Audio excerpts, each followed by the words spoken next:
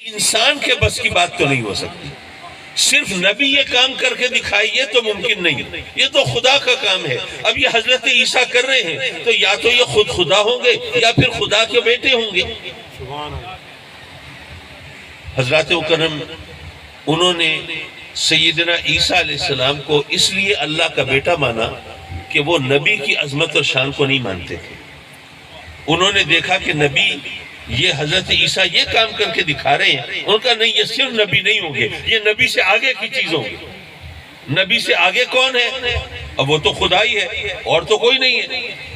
تو انہوں نے حضرت عیسیٰ علیہ السلام کو اس طرح اللہ کا بیٹا مان لیا. لیکن ہم اہل سنت اپنے نبی کی شان مانتے ہیں، ان کی عظمت مانتے ہیں. ہم مانتے ہیں کہ پتھروں کو کلمہ پڑھایا ہے لیکن خدا نہیں ہے، خدا کے شریک نہیں ہے، خدا کے بیٹے نہیں ہیں. ارے بے شک انہوں نے جانوروں سے سجدے کرائے ہیں لیکن وہ خدا نہیں اور خدا کے شریک نہیں. بے شک انہوں نے درختوں کو اپنی بارگاہ میں بلایا ہے لیکن خدا نہیں، خدا کے شریک نہیں. بے شک انہوں نے بادلوں کو پھاڑ کے دکھایا ہے اور چاند کے 2 ٹکڑے کر کے دکھائے ہیں اور سورج کو الٹے پاؤں پھرایا ہے. لیکن ان تمام چیزوں کے باوجود وہ خدا نہیں ہے، وہ خدا کے شریک بھی نہیں ہے. وہ خدا کے محبوب ہیں اور وہ خدا کے بھیجے ہوئے رسول ہیں، اس کے فرستادہ نبی ہیں، وہ محبوب مقدس ہیں. اور یہاں پر مجھے اپنے والد گرامی رحمت اللہ علیہ کی بات یاد آئی. انہوں نے کہا کہ ہم آقا کریم صلی اللہ علیہ وسلم کو اللہ کا شریک نہیں مانتے. دیکھیے آپ میں سے بہت سے کاروباری لوگ ہوں گے، کاروباری لوگ یہ شراکت کے لیے ذرا ایک مختلف انداز اختیار کرتے ہیں. ان سے پوچھا جائے کہ بھائی وہ آپ کا کاروباری شریک ہے، کتنا حصہ ہے اس کا؟ کوئی بتاتا ہے وہ 4 آنے کا حصے دار ہے، کوئی کہتا ہے 8 آنے کا ہے، کوئی 10 آنے کا. ایسا ہے نا؟ تو انہوں نے فرمایا کہ جو شریک ہوتا ہے نا اس کا کوئی خاص حصہ ہوتا ہے، لیکن جو محبوب ہوتا ہے سب کچھ اسی کا ہوتا ہے.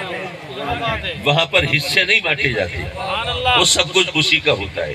ہم آقا کریم کو اللہ کا شریک نہیں مانتے، اللہ کا محبوب مانتے. اور اللہ کا جز نہیں مانتے، اللہ کا جلوہ مانتے.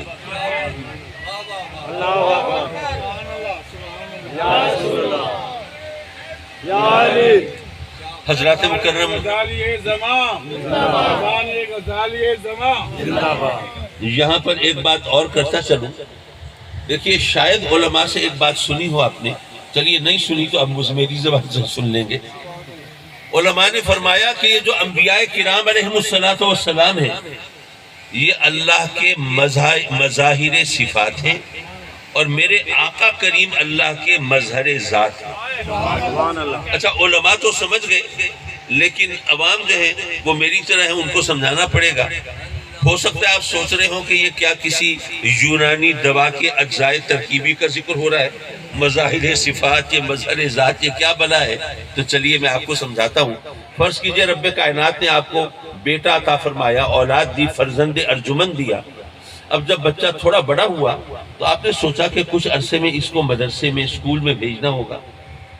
تو اگر اس کو ذرا تھوڑا سا پہلے میں کچھ پڑھا دوں، سکھا دوں، ذرا حروف کی شناخت کرا دوں، پہچاننے لگے یہ الف بے، تو یہ ظاہر ہے اپنی کلاس میں نمایاں ہو جائے گا، باقی بچوں سے ذرا آگے ہو جائے گا، تو استاد کی نظر میں معتبر ہو جائے گا، وہ ذرا زیادہ توجہ کرے گا تو اچھا پڑھنے لگے گا. تو یہ سوچ کے آپ نے اپنے بچے کو ایک دن بٹھایا اور کہا کہ آؤ بیٹے ذرا بیٹھ کے میرے ساتھ پڑھو. آپ نے اسے بتایا کہ بیٹے یہ ہے الف، یہ ہے بے، یہ ہے پے، پڑھو الف بے پے.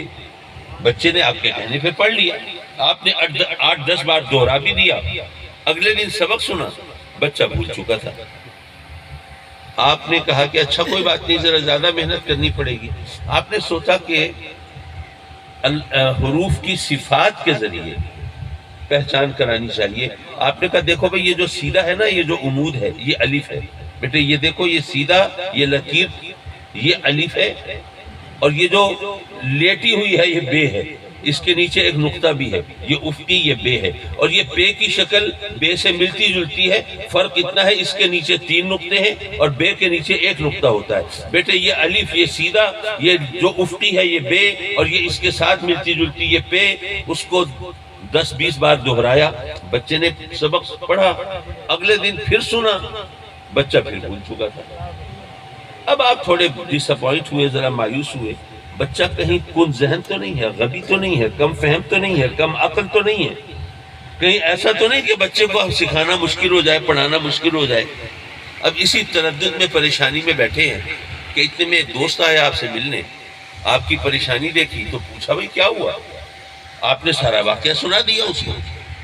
تو دوست نے آپ کو کہا کہ دیکھیں بچوں کو پڑھانا ایک ٹیکنیکل کام ہوتا ہے، اس کے لیے لوگوں نے کتابیں چھاپی ہیں، قاعدے پرنٹ کیے ہیں، یہ قاعدے خامخواہ نہیں ہیں۔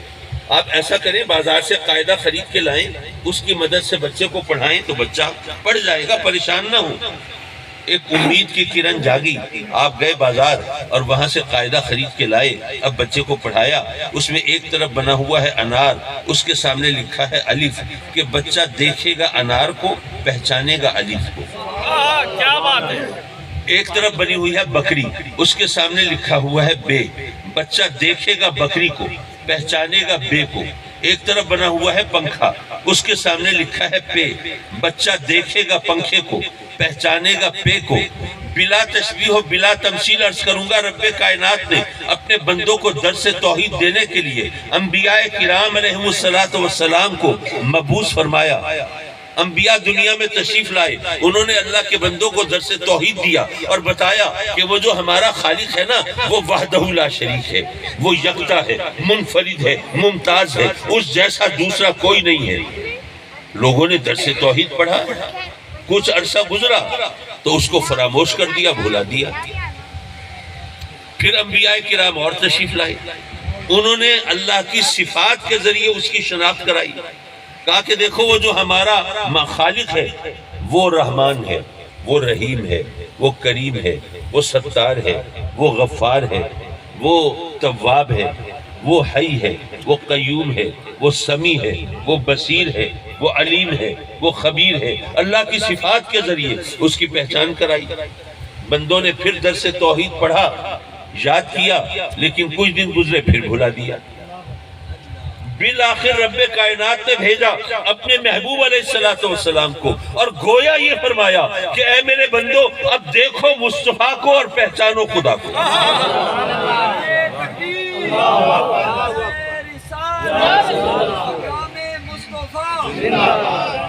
حضور مرشد کریم غزالی زمان، حضور مرشد کریم غزالی زمان، صاحبزادہ حضور سید محمد حامد سعید شاہ صاحب قاضی۔ حضرات مکرم، ہم نے تو رب کو نہیں دیکھا، اس کی شان نہیں دیکھی۔ اگر اس کی شان دیکھی ہے تو اس کے محبوبوں کے آئینے میں دیکھی ہے۔ حضرات مکرم، سورج میں نور کس کا ہے؟ اللہ کا۔ ماہتاب میں نور اللہ کا۔ اسی طرح اگر اس کا حسن دیکھنا ہو تو پھولوں میں حسن اسی کا، کلیوں میں، تتلیوں میں، جگنوؤں میں، کوہساروں میں، آبشاروں میں، چہروں میں، آوازوں میں، کھیتوں میں، کھلیانوں میں، اسی کا حسن ہے نا۔ ذرا ایک بات سوچئے، اگر اس کا نور آفتاب میں چمکے تو شرک نہیں، اگر اس کا حسن پھولوں میں جھلکے تو شرک نہیں، تو اگر اس کے علم و اختیار کے جلوے اس کے محبوبوں میں نظر آ جائیں تو شرک کیوں ہونے لگا؟ کمال اسی کا ہے۔ عزت دیتا وہ ہے، دیتا اپنے محبوب علیہ السلام سے نسبت کے صدقے میں ہے، اور یہ محض دعویٰ نہیں ہے، یہ فقط رنگ آمیزی نہیں ہے، حاشیہ آرائی نہیں ہے، یہ خیال و گمان کا ہذیان نہیں ہے، یہ لفاظی نہیں ہے، یہ جوش خطابت نہیں ہے، یہ وہ حقیقت ہے جو قرآن و حدیث سے بخوبی ثابت ہے۔ آپ دیکھیے قرآن میں رب کائنات نے فرمایا کنتم خیر امہ، تم سب سے بہتر امت ہو۔ نہیں فرمایا کہ سب سے بہتر عابد و زاہد ہو، نہیں فرمایا سب سے بہتر نمازی اور حاجی ہو، نہیں فرمایا کہ سب سے بہتر مجاہد ہو، فرمایا تم سب سے بہتر امت ہو۔ ارے سب سے بہتر کیوں ہو؟ تم میرے محبوب کے امتی ہو۔ امت تو نبی کی ہوتی ہے نا، تو امت بنتی ہے نبی کے حوالے سے، تو تمہیں جو یہ عزت ملی ہے میرے محبوب سے نسبت کے صدقے میں ملی۔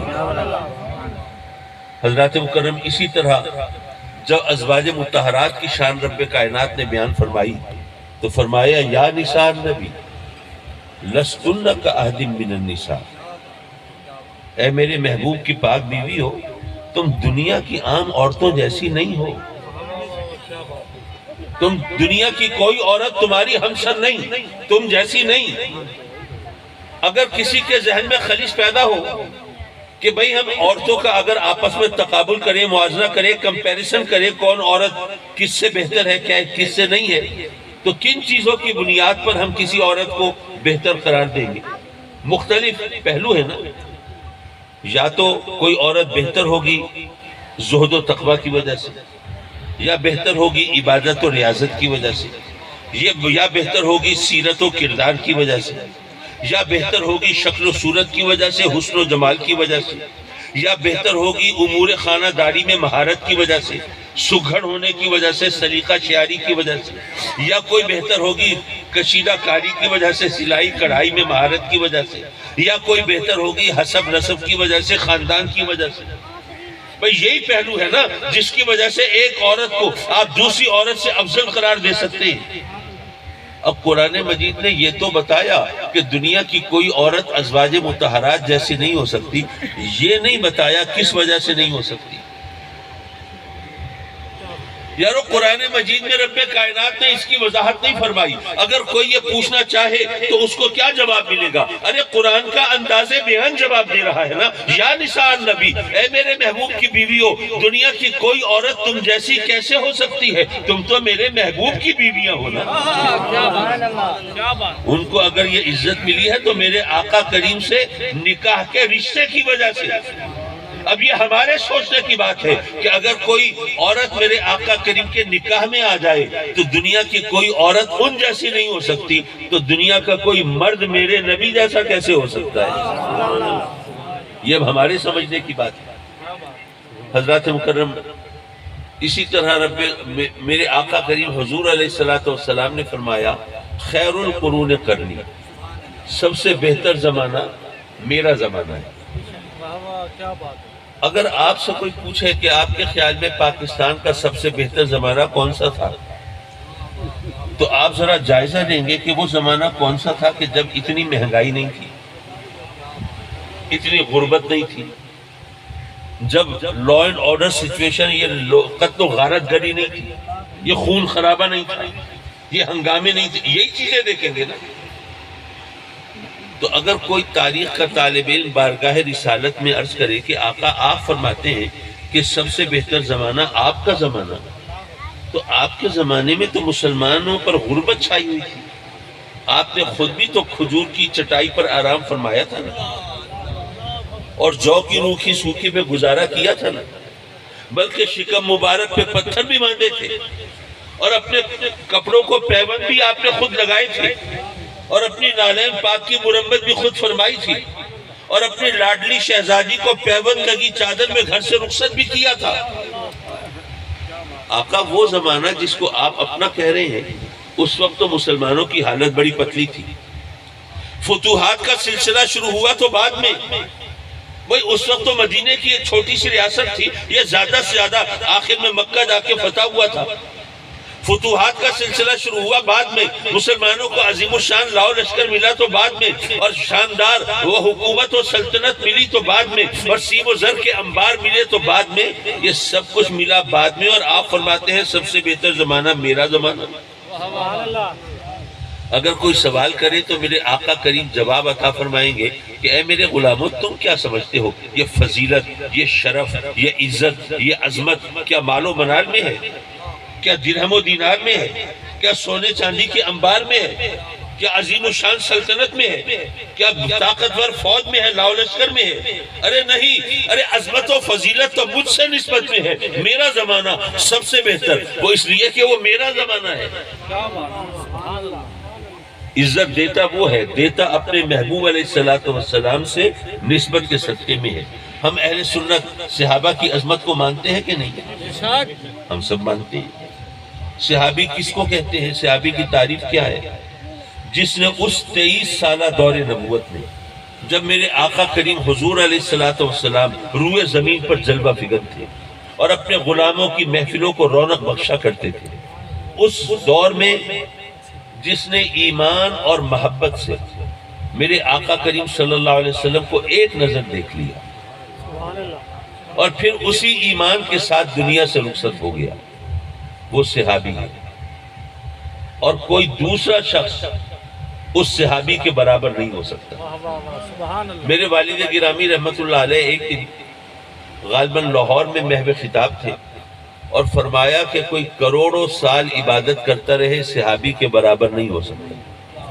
مجمع سے ایک بندہ کھڑا ہوا، کہنے لگا قاضی صاحب آپ کے آنے سے پہلے یہاں پر علماء اعلان کر رہے تھے آپ کے بارے میں اور بتا رہے تھے کہ جی وہ ہستی آ رہی ہے کہ جو اپنے وقت کے غزالی ہیں، جو اپنے دور کے راضی ہیں، اور جو بات کرتے ہیں وہ عقل اور شریعت کے ترازو میں تول کے کرتے ہیں، لیکن آپ نے ایسی بات کی ہے جو نہ عقل کے مطابق ہے اور نہ شریعت کے مطابق ہے۔ ابا جی قبلہ حیران ہوئے، میں نے ایسی کیا بات کر دی؟ کہنے لگے جی آپ نے کہا کہ کوئی کروڑوں سال عبادت کرے وہ صحابی کے برابر نہیں ہو سکتا۔ عقل بھی یہی کہتی ہے، شریعت بھی یہی کہتی ہے کہ جو جتنی عبادت کرے اس کو اتنا اجر ملنا چاہیے، اور آپ کہتے ہیں نہیں کوئی کروڑوں سال عبادت کرے صحابی کے برابر نہیں ہو سکتا۔ تو یہ بات عقل کے بھی خلاف ہوئی، شریعت کے بھی خلاف ہوئی۔ میرے والد مسکرائے اور کہا کہ اس سوال کا جواب تو اللہ سے پوچھو کہ مولا تو نے کروڑوں سال کی عبادت کا وہ ثواب کیوں نہیں رکھا جو اپنے محبوب کو ایک نظر دیکھنے کا رکھا ہے؟ کروڑوں سال کی عبادت کا وہ ثواب کیوں نہیں رکھا جو اپنے محبوب کو ایک نظر دیکھنے کا رکھا ہے؟ تو یہ جناب صحابہ کو جو عزت ملی یہ بھی میرے آقا کریم سے نسبت کے صدقے میں سبحان اللہ اگر ہم اہل بیت اطہار کی شان بیان کریں، اور ظاہر ہے ہمارا عقیدہ ہے کہ ان کی محبت کے بغیر ایمان کا تصور کامل نہیں ہوتا، تو اہل بیت اطہار کو یہ شان کیسے ملی؟ یہ بھی میرے اہل بیت کا مطلب تو گھر والے ہیں، میرے بھی گھر والے ہیں، آپ کے بھی گھر والے ہیں، لیکن جن گھر والوں کی عزت ہو رہی ہے وہ میرے اور آپ کے گھر والے نہیں، وہ نبی پاک کے گھر والے ہیں۔ سبحان اللہ کیا بات ہے۔ حضرات محترم، یہاں پر میں اگر اس آیہ کریمہ کو ذرا تھوڑا اب جو آیہ کریمہ تلاوت کی اس طرف گیا تو وقت تنگ پڑ جائے گا۔ وَلِلَّهِ الْعِزَّةُ، اللہ نے فرمایا عزت تو اللہ کے لیے۔ بات تو سمجھ میں آتی ہے بھئی، وہ خالق کائنات، وہ مالک بحر قادر مطلق، جو چاہے سو کرے، اس کی بارگاہ میں کسی کو دم مارنے کی مجال نہیں۔ اگر اس کے لیے عزت نہیں ہوگی تو کس کے لیے ہوگی؟ وَلِ رَسُولِهِ، اور عزت ہے اس کے رسول کے لیے۔ اس کے رسول کے لیے عزت کیوں ہے؟ بھئی ظاہر ہے جس کو مسند نبوت سونپا ہے اور جس کو منصب رسالت عطا فرمایا ہے، اگر اس کے لیے عزت نہیں ہوگی تو کس کے لیے ہوگی؟ اور یہ بات شاید عام آدمی کی سمجھ میں اس طرح نہ آئی ہو، یہ مسند رسالت کیا ہے، منصب نبوت کیا ہے۔ چلیے عام آدمی کے لیے ایک اور مثال پیش کر دوں۔ آپ کے علاقے کے جو ایم این اے تھے، مجھے نہیں پتا کون تھے، آج کل تو کوئی بھی نہیں ہے، جو ایم این اے تھے، جب وہ ایم این اے نہیں تھے، کیا اس وقت ان کی وہ ٹور تھی جو ایم این اے بننے کے بعد ہو گئی؟ آپ کسی کو چنتے ہیں نا، منتخب کرتے ہیں، کسی کو کونسلر چن لیا، کسی کو ایم پی اے چن لیا، کسی کو ایم این اے چن لیا۔ اب جو الیکٹڈ پبلک ریپریزنٹیٹیو ہیں، جو منتخب عوامی نمائندے ہیں، ان کو آپ نے چنا ہے، جب چن لیا ان کی شان بڑھ گئی یا نہیں؟ طاقت بڑھ گئی۔ وہ M N A M P A, جب وہ M N A M P A نہیں تھے تو ان کی وہ حیثیت نہیں تھی، وہ طاقت نہیں تھی، وہ اختیار نہیں تھا، وہ شان، وہ مرتبہ نہیں تھا، لیکن جب آپ نے ان کو ووٹ دے کے ایوان اقتدار میں پہنچا دیا تو ان کی شان بڑھ گئی، طاقت بڑھ گئی، اختیار بڑھ گیا۔ اب ذرا قرآن پڑھیے، اللہ یصطفی من الملائکۃ رسلا ومن الناس۔ اللہ نے بتایا کہ اے میرے بندو، کچھ لوگوں کو تم چنتے ہو اور کچھ وہ بھی ہیں جن کو اللہ نے چنا ہے۔ اچھا، تم تو چنتے ہو ایک چھوٹے سے حلقے سے، اس کی جو کانسٹیٹوئنسی ہے اس سے چنتے ہو، اور اللہ نے کسی چھوٹے سے حلقے سے نہیں چنا بلکہ تمام انسانوں اور تمام فرشتوں میں سے چنا ہے، اور جن کو چنا ہے اللہ نے ان کو رسول قرار دیا ہے۔ وہ رسول اللہ کے منتخب بندے ہیں، چنے ہوئے بندے ہیں۔ یارو، جس کو تم چنو اس کی طاقت بھی بڑھ جائے، شان بھی، اختیار بھی، اور جس کو اللہ چنے اس کے بارے میں بحث کرنے لگو کہ اس کا کوئی اختیار ہے کہ نہیں ہے۔ تو یہ ہمیں سوچنا چاہیے۔ تو اگر رسول کو عزت ملی ہے تو وہ بھی اللہ نے عطا فرمائی۔ وَلِلْمُؤْمِنِينَ، اور عزت ہے مومنوں کے لیے۔ مومنوں کے لیے عزت کیوں ہے؟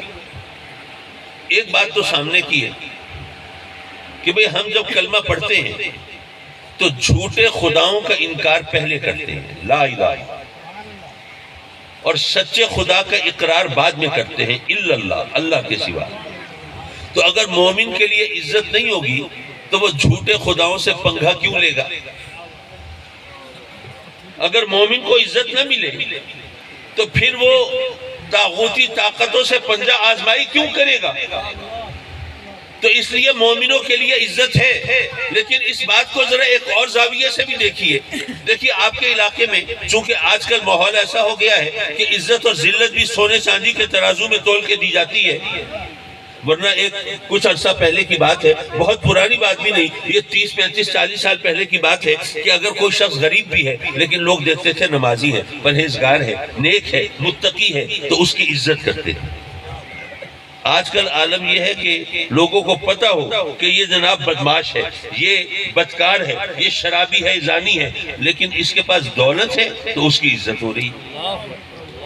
تو اللہ رحم کرے، آج کل عزت بھی سونے چاندی کے ترازو میں تول کے دی جاتی ہے، لیکن بہرحال اب یہ ماحول ہے۔ میں عرض کر رہا تھا کہ آپ کے علاقے میں اگر کوئی غریب شخص ہو، مثلا کوئی ریڑھی والا ہے، تانگے والا ہے، جس کو کوئی لفٹ نہیں کراتا، جس کو کوئی گھاس نہیں ڈالتا، اگر آپ کے علاقے کے ایم این اے صاحب اس کو لفٹ کرانا شروع کر دیں، کوئی فنکشن ہوا، کوئی تقریب ہوئی، تو اس میں جناب اس کو بٹھا کے اپنے ساتھ بلا کے بٹھا لیا، اسی سے گپ شپ کرتے رہے۔ اسی طرح 2-4 بار ایسا ہوا تو لوگ حیران تو ہوئے کہ بھئی یہ کیا معاملہ ہے۔ پھر لوگوں نے دیکھا کہ جناب وہ غریب بندہ جا رہا تھا تو ایم این اے صاحب گزرے تھے گاڑی میں، تو گاڑی روک لی اور اس کو بٹھا کے لے گئے۔ بھئی ایک بار ایسا ہو، 2 بار ایسا ہو، 4-6 بار ایسا ہو، لوگ کہیں اتفاق ہے، لیکن ہر بار ایسا ہو تو پھر لوگ کہیں گے یار ذرا خیال رکھنا، اب یہ وہ پہلے والا غریب بے حیثیت شخص نہیں ہے، اب یہ ایم این اے صاحب کی ناک کا بال ہو گیا ہے، اب اس کی اگاڑی پچھاڑی سے ذرا بچ کے رہنا، ٹھیک ہے نا؟ نعرہ تکبیر، نعرہ رسالت، نعرہ خلافت، نعرہ حیدری، تاجدار ختم نبوت، تاجدار ختم نبوت۔ تو حضرات مکرم، اگر کوئی شخص جس کی وجہ سے کوئی حیثیت نہ ہو، کوئی صاحب اقتدار و اختیار، کوئی M N A, M P اے، کوئی منسٹر، گورنر اگر اسے لفٹ کرا لے اور اس کے قریب ہو جائے تو اس کو عزت مل جاتی ہے۔ اب قرآن پڑھیے، النبی اولیٰ بالمومنین من انفسہم، میرا محبوب مومنوں سے ان کی جانوں سے زیادہ قریب ہے۔ یارو اگر کوئی ایم این اے کسی سے قریب ہو اس کو عزت مل جاتی ہے، تو جس سے اللہ کا محبوب قریب ہو وہ بے عزت کیسے رہ سکتا ہے؟ تو مومنوں کو عزت ملی ہے تو یہ آقا کریم کے قرب کے صدقے میں ملی ہے۔ لیکن یہاں پر ایک اور اعتراض ہو سکتا ہے، اس کا جواب دیتا چلوں۔ میری خواہش اور کوشش یہ ہوتی ہے کہ اپنے راستے کے کانٹے خود چن کے چلوں، دوسروں کو زحمت نہ دوں۔ ہو سکتا ہے ماشاءاللہ علماء ہیں، پڑھے لکھے لوگ ہیں، باشعور افراد ہیں، وہ اعتراض کر دیں کہ جناب آپ نے کہا کہ مومنوں کو عزت اس لیے ملی کہ نبی پاک ان سے قریب، لیکن قرآن کی ایک اور آیت بھی ہے، رب کائنات نے فرمایا وَنَحْنُ أَقْرَبُ إِلَيْهِ مِنْ حَبْلِ الْوَرِيدِ، ہم ان کی شہرت سے زیادہ ان سے قریب ہیں۔